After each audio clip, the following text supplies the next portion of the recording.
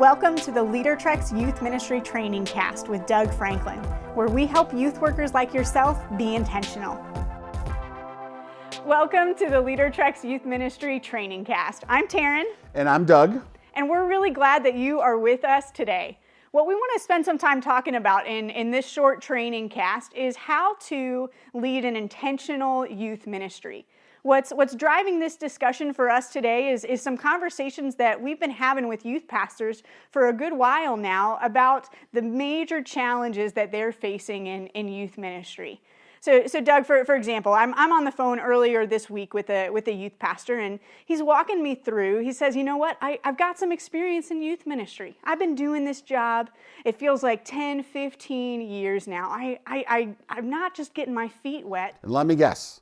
He says kids aren't showing up. He says kids aren't showing up. How do you know I knew that? Because we talked beforehand and we practiced all of it. Plan that out. Yeah. But I did know that that's what you were going to say when you brought this up, because youth pastors are talking to me about the same thing. They don't quite say it like that, but they say, hey, you know what used to work doesn't work anymore. Exactly. Or they say things like, I feel like I'm doing all the right things, just nobody's showing up. Yeah. Or I've heard this one, it just seems like the game changed and I don't know what to do. Yep. Or I'm losing energy. I can't seem to get momentum in the way that I used to. It's a conversation that we're having again and again. So Doug, what's your response? What's your response to the youth pastor who expresses, this is where I'm at and I don't know where to go from here?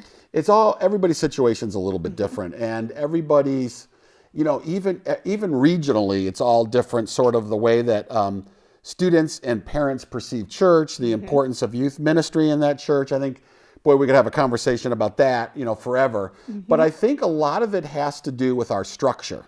And I don't think a lot of people talk about structure in youth ministry because it isn't cool, it isn't fun, it doesn't have a lot of appeal to it.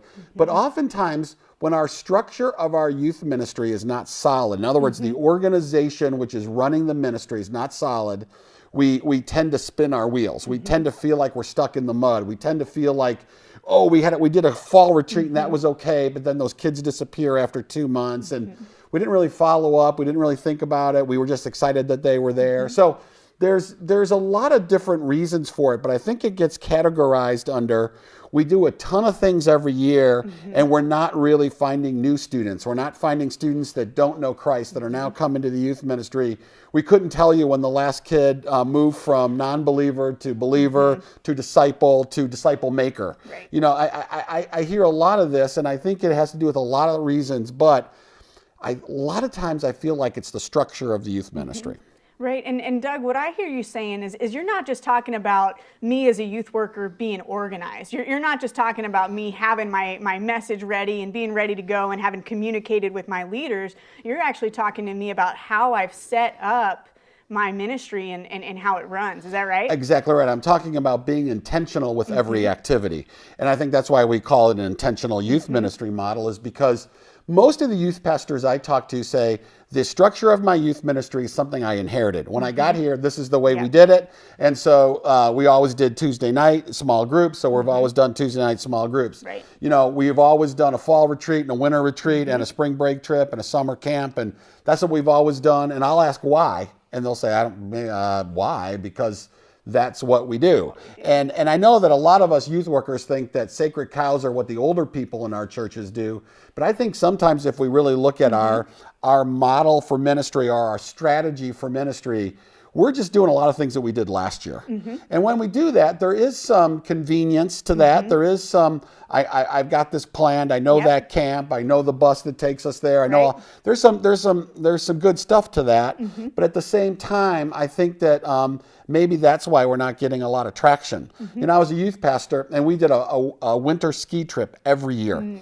And I was seeing the numbers for the ski trip just drop over a 3 or 4 year period. And so I announced to my students that we were not going up to the mountain this year. This year we were going under the earth and we were going to go caving in the middle of the winter. And caving is awesome in the middle of the winter because underground it's like 65, 70 degrees. Oh. So you can do it. You can do it, right?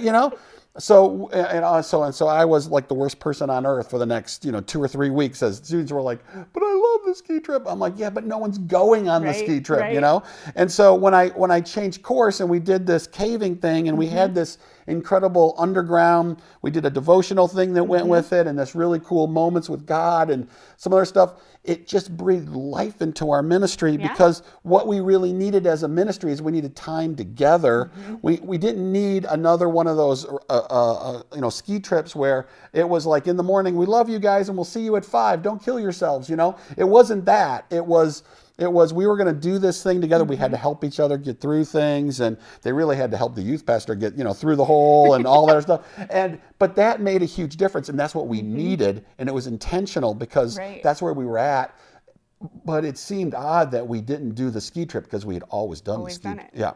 No, Doug, I like that you've mentioned this example because I think it's a great segue into the first component of our intentional youth ministry model, which is having a relational volunteer team that you were, in changing up the ski trip, creating opportunities for your adults to build relationships. Yeah, and I would really want you guys to think this through as youth workers.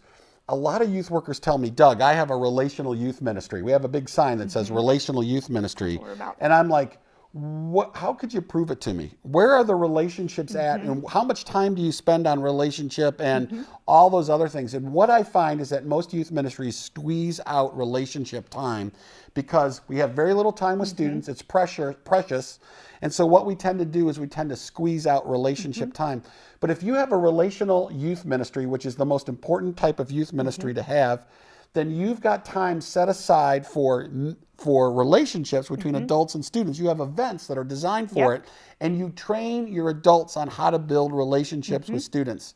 If you watch this Trainingcast, you're going to hear Taryn and I say this 1,000 times a year. You've got to train adults to build relationships with students. You as youth workers do it naturally. Your adult volunteers don't. And if you don't help them, then they're going to really struggle. But building relationships with students should be the easiest thing on earth because students have a favorite subject and it is themselves. And if you focus on them, then they will build a relationship with you and they'll give you their trust. And if you have that, then we can talk about other things in youth ministry. But if you don't have that, then you're just going to be spinning your wheels. I mean, that's where there'll be no traction without relationship. No, and I like that we're talking about training, and particularly training for adult volunteers. Doug, you've done a lot to help our team understand that intentional programming, which is the second element of the intentional youth ministry model, is actually a great method to train our adult volunteers to understand their role when they walk into the youth room. Talk a little bit about that. I think every youth pastor should ask, what do we do? What do we do? What does our youth ministry do? I think most youth ministries only do 3 things. They reach students that are lost, they help students grow as disciples in Christ, and they teach students to use their gifts and to serve other people. So there's a lot of different words you can use, but I like reach, grow, go. They're simple words, but those are the only 3 things we do in youth ministry. Here's the problem, is that the youth pastor knows on Wednesday night what the purpose of Wednesday night is. And it's a secret to everybody else. The students don't know. The students are going on Wednesday night because there's this really cute girl that somebody wants to see, and he's going because he wants to see that cute girl, right? And there's other cute girls that are going because they want to be with their friends and they want to have a great time and all that. And adult volunteers are there, and they're all there for all kinds of different reasons. Some adult volunteers are there to watch their kids, right? There's some adult volunteers that are there to enforce the rules. Not going to the bathroom now. Go sit down. We're not doing that now. And then there's other adults that are there because they want to build a relationship that's transformational with the student and see them grow. But they've never talked to one another. And so students are there, and they've got their own agenda. Adult volunteers are there, and they're confused. Very much. And some have their own agenda. And the youth worker thinks, I got everything under control. And so what happens is that everybody's there for a different purpose and a different reason, which leads to spinning your wheels again, right? But if we actually said to students ahead of time, every Wednesday night is a reach event. And at a reach event, you can bring your friends, and we're just going to guarantee you that they're going to have a great time. And students are like, okay, I'll do that. And then adult volunteers are taught that at reach events, there's only one thing we want you to do. We want you to invite. We want you to invite students to get to know you. We want you to invite students to come back to church. And we want you to invite students to know Jesus Christ as your Lord and Savior. That's all we want you to do that night. So when that adult is coming from work and they're changing their shirt in the car and they're eating a sandwich and they're running in 5 minutes late, they only have to think about one thing. Invite. You can even write it on the window at the door they come in big letters, invite, so that they know there's only one thing they have to do. So the students are on the same page, the adult volunteers are on the same page, and you're on the same page. And so when that happens, guess what takes place?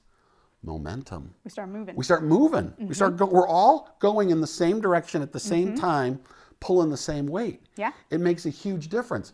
But here's the problem. Most youth workers try to do 2 things or 3 things on a night. They try to have an opening fun game, and that's the reach time. Very much. And then they transition into small groups, and that becomes the grow time. And then they do some student leadership in the worship band, and that's the grow time. And the adults are confused, the students are confused, and nothing works. Right. So intentional programming means you have one purpose for everything that you're doing.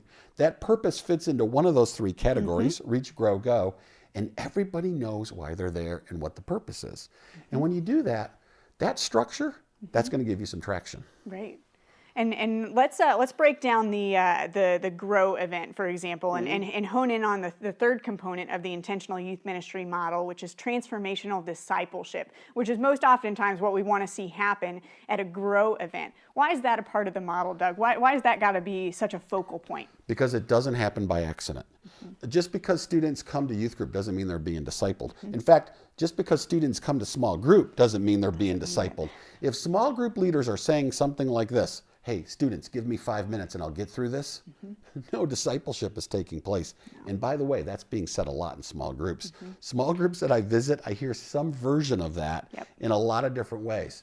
So adults have to realize that their purpose in being there is not to get through the talk sheet. It's not to get students to answer 3 questions, not to get right answers, but it is to help them learn and to grow. Again, it goes back to relationship. It goes back to the adults being able to share their story of transformation in a vulnerable way. It goes back to them being able to ask follow-up, deeper questions when students say, God's love.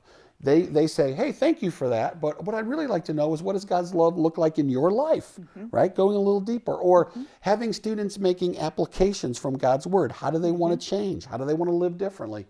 And then holding them accountable. And when adult volunteers are able to do that, then we got discipleship.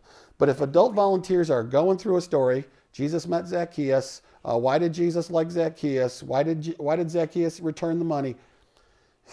It's just Bible study that has no purpose.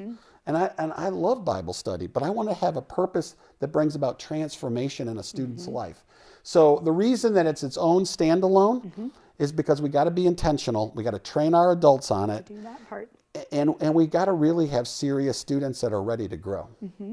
And if you guys are newer to the Trainingcast, and this is kind of one of the earlier times that you're hearing us talk about discipleship, we'd encourage you to spend some time in episodes 1 through 4, where we talk in detail about our discipleship model. Let's jump into the 4th component of the intentional youth ministry model, which I know a lot of youth workers agree with us on, but have a lot of questions about how to do it. It's partnering with parents.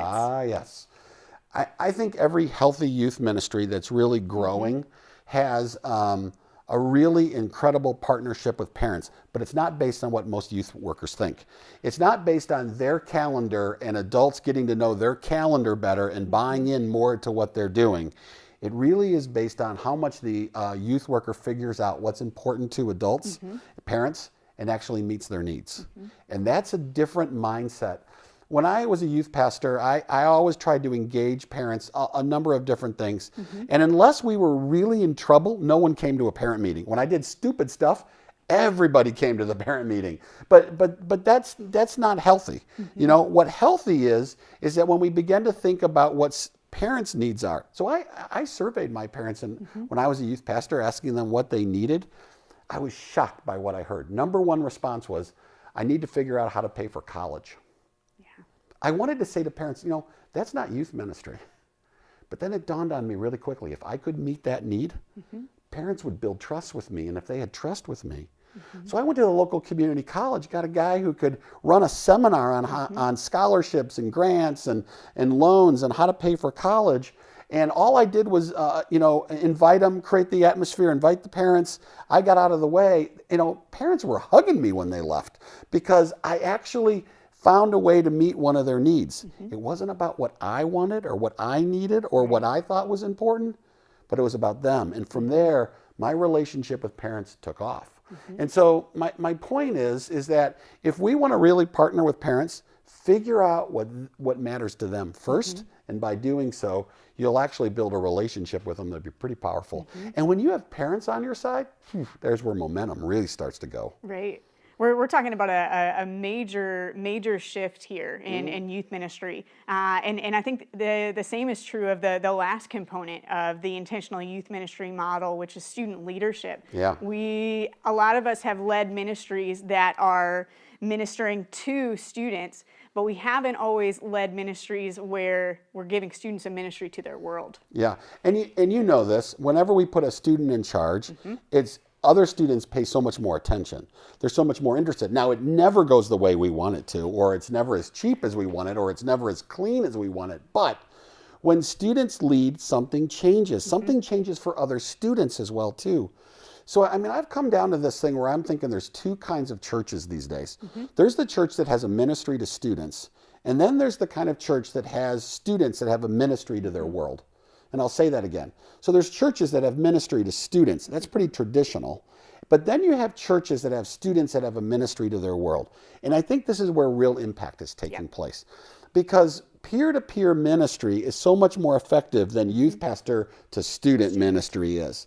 And so when we really actually provide a way for our students to grow as leaders, then I think we're actually taking them from participants to owners. And owners stay. Owners get more involved. Owners care more deeply. Our students need to know that they can be owners of the church now and leaders today. And they can be leaders in, I think, the most target-rich environment in the world, which is their campus. And I think that that's pretty darn exciting. And I think if we work with our students, we can really help them develop and grow as leaders. Definitely. So we'll wrap up today by summing up the 5 elements that are a part of this intentional youth ministry model. If you want to stop spinning your wheels and you want to gain traction in ministry, focus on building a relational volunteer team. Get intentional in your programming, train your volunteers to do transformational discipleship, partner with parents in a way that you meet their needs rather than vice versa, and then hand off student leadership. We'll see you next time on the LeaderTreks Youth Ministry Trainingcast.